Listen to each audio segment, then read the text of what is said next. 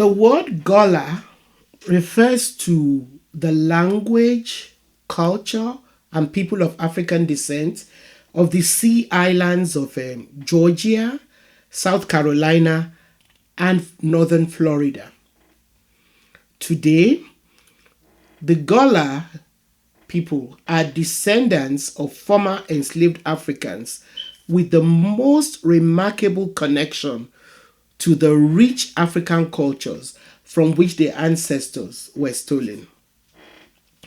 The Gullah people, unlike anywhere else in North America, have managed to hold on to the traditions that their ancestors brought from Africa. How did this happen?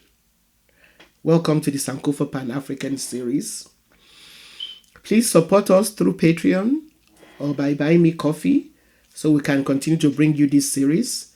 Subscribe and turn on your notification buttons so you know when we have new episodes. Of course, share our videos with all your contacts.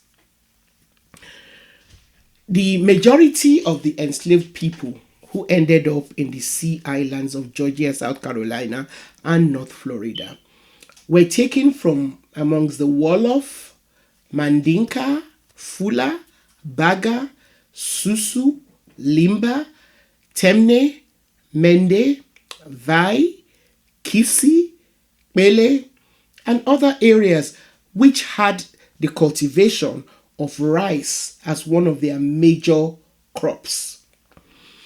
Others were also brought from the Gold Coast, Calabar, Congo, Angola, and other parts of West and Central Africa.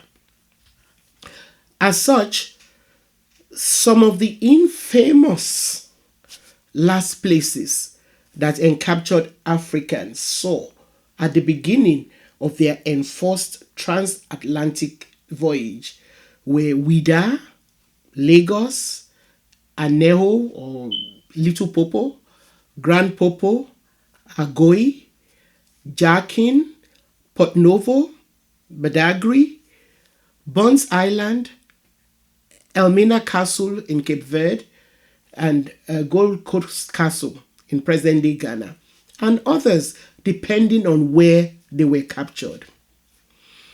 Well, for those of them who ended up in the present-day United States of America, at least for the majority of them, the first site of their landing place was somewhere in the islands around South Carolina, Georgia, and North Florida. To them, the landing ports in these places represent the equivalent of the Ellis Island, with the exception that the Europeans who landed on Ellis Island chose to go to America, unlike the Africans who were captured and torn away from their motherland. Some slaves were also brought in to the area where the Gullah people are presently found as a result of the little studied movement of slaves from the Caribbean to the sea islands. This is important to note in any study of the Gullah culture, which is a rich mixture of cultural retentions that came with the enslaved people directly from Africa, as well as the rich way in which their culture has been influenced by cultures that went first to the Caribbean and from there to the sea islands. As I explained earlier, Gullah refers to the language and cultures of people of African descent in the sea islands. They are also sometimes called Gullah Geechee people. Some scholars believe the word Gullah comes from Gola, which they say might be the name of one of the places that some of the enslaved people were taken in Africa. The word Geechee, which is often added to Gullah to describe them, is said to come from the name of the Ogeechee watershed in the Osaba Island, an important location to the Gullah people. The Osaba Island was initially set aside for Creek natives by English colonists, but soon became a plantation with enslaved laborers. And by the early 1800s, it was a highly profitable Sea Island cotton plantation. After emancipation, some of the freed people from this plantation left Osabo to join other Gullah communities. The area in which the Gullah people found themselves was unique in the sense that the Sea Islands consist of several low flat islands in close proximity to the South Carolina and Georgia coasts. While they were ideal for farming, they were also malaria infested. This made it difficult for the white colonists to stay there. So they set up absentee plantations instead.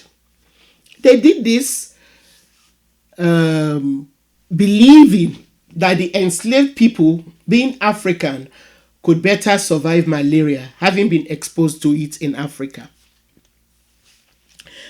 In essence, what this meant, though, was that the number of the white colonists and plantation owners remained small, while the number of Africans there continued to increase.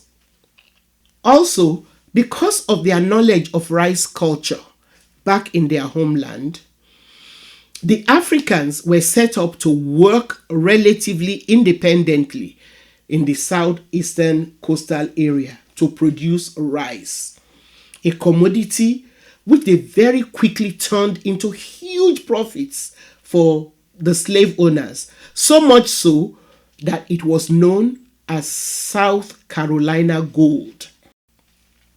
The coastal isolation of the islands also allowed the continued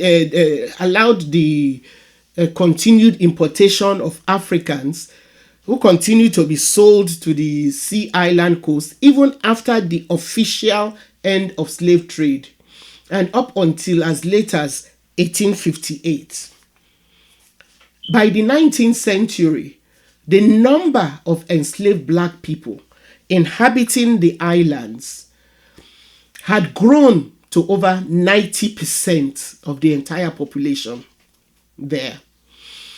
So this allowed the Africans to retain most of their culture. It also made them develop their own language, which is quite unique to them.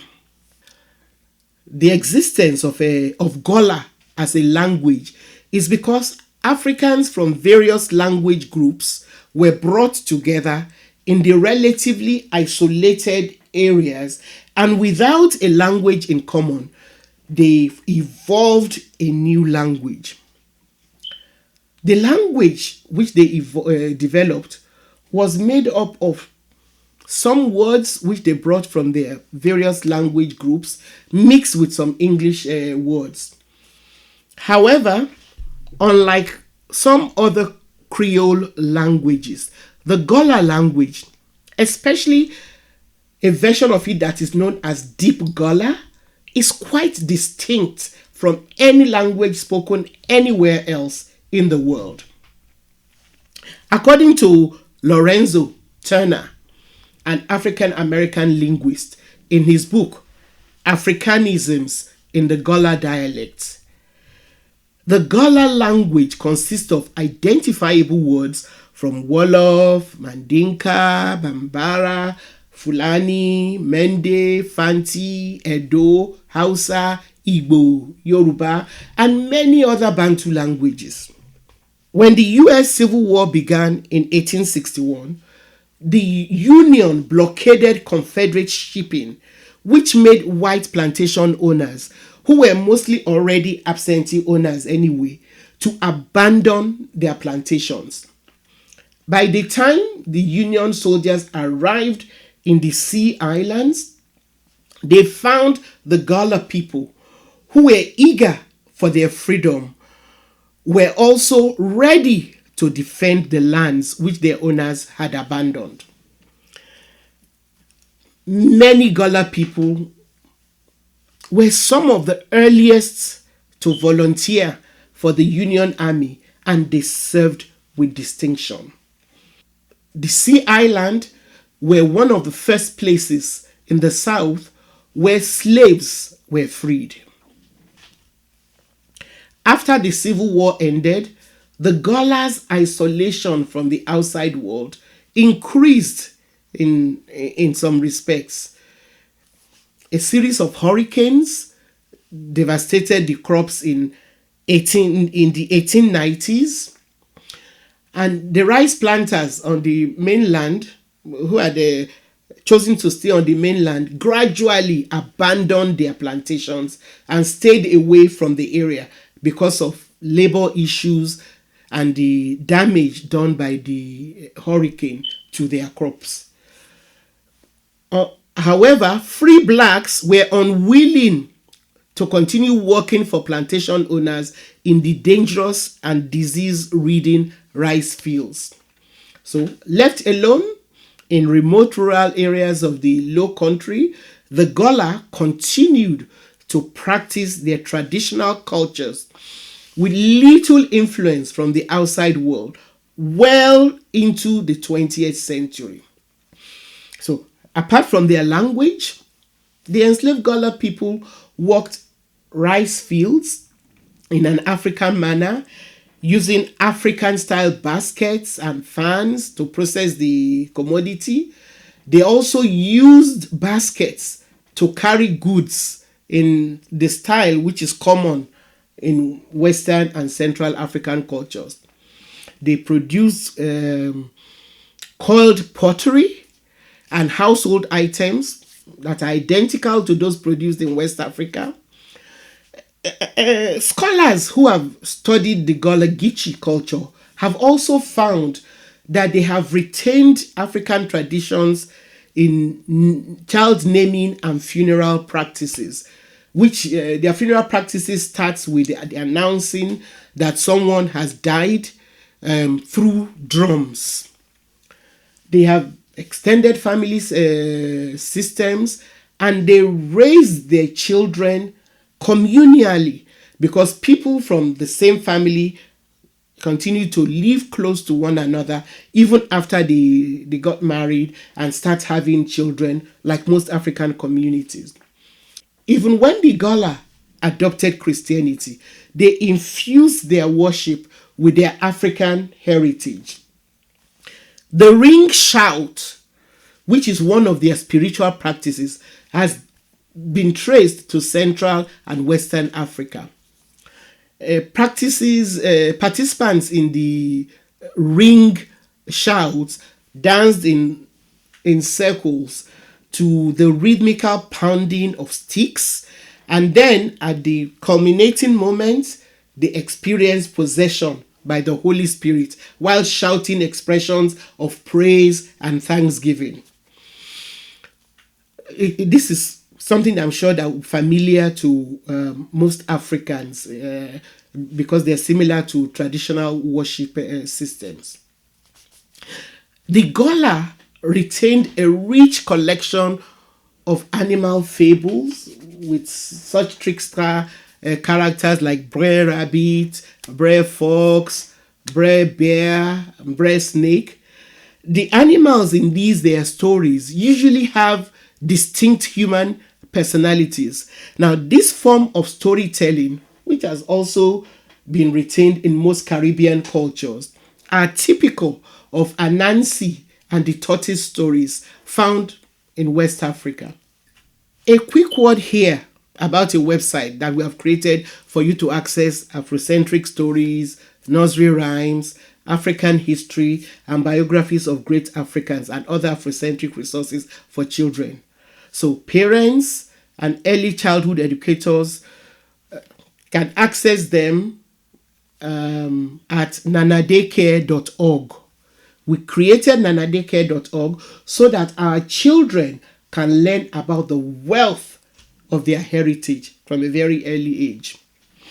Back to the Gullah Geechee culture.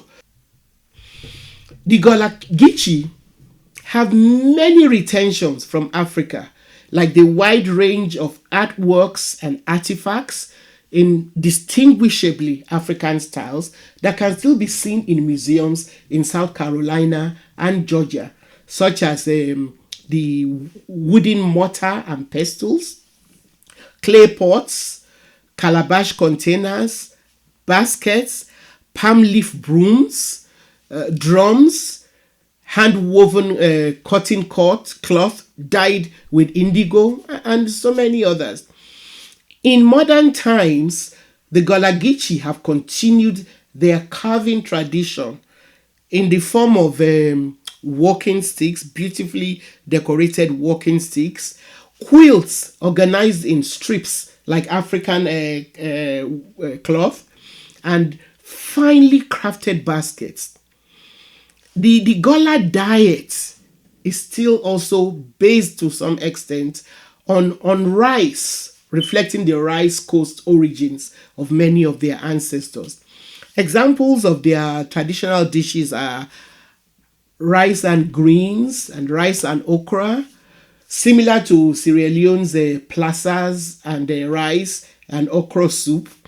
The Gullah also make red rice, which is often served with a gumbo containing okra, fish, tomatoes, and hot peppers. The red rice is, of course, very similar to the popular jollof rice eaten all over West Africa. In some remote areas, the Gullahs eat a traditionally made boiled corn paste served in leaves similar to agidi, another West African meal. Some also eat a heavy porridge of wheat, which is like our fufu in Africa. Unfortunately, in spite of the fact that they were freed earlier than most, and also the fact that they owned most of the land on which they had been enslaved, the American system has so weaponized poverty against them that today the Gullah landscape is changing. Condos, golf courses, holiday resorts, predominantly owned by wealthy white investors, have replaced most Gullah communities. Most of these investors exploit loopholes in a system known as heirs property. The origin of the heirs property goes back to in Gullah history. As said earlier, the Africans quickly outnumbered white slave owners. As such, after emancipation, most Africans chose to remain on the land on which they had labored and toiled.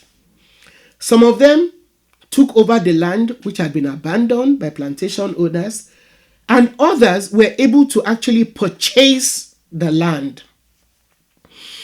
Over generations, the land was transferred from some family members to other relatives within the families. Now, one of the loopholes of this system of passing on land within communities is similar to what operates in some African communities where land is held communally. So while the heirs property also refers to land owned in common by all on the land, regardless of whether they live on the land, pay the taxes, or have never set foot on the land, historically, heirs property owners were either routinely denied access to pay for legal services. Sometimes they simply did not understand how the legal system worked. As a result, large parcels of land passed down through the generations of Gullah people without written wills were also not probated within the legally stipulated periods. So this has made it easy for corporations, sometimes colluding with members of the community, to acquire the land cheaply.